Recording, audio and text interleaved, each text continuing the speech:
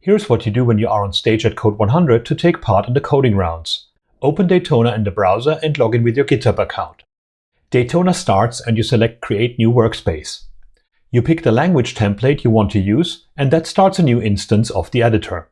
You get a README explaining all the details, which also will be available later in the editor. In this case, it's a Node, JavaScript, TypeScript environment. Select Create and the editor loads. Daytona uses Visual Studio Code for web and comes with all the features like color coding and auto-completion.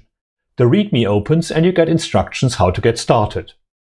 In this case of Node, you need to open a terminal and run the npm install command. You then run the Node CODE100 command, and you can see that it doesn't work yet, as you need to provide credentials first. For every coding round, challengers get a piece of paper with the credentials. You open the CODE100 file and you add those on top where mail and password is defined. When you run Node CODE100 again, you get the data used in the current challenge, in this case as a console log command. And below this one you can start coding using that data. You might realize that the terminal is still running the code.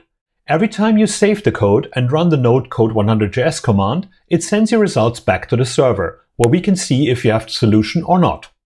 This is necessary to show the code submitted and wrong and correct messages on stage. After 30 seconds, you also get a message in the terminal if you got the solution or not. You do not have to wait though, you can keep coding.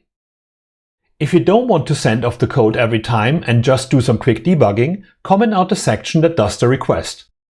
You can check the structure of the input data and write the code accordingly.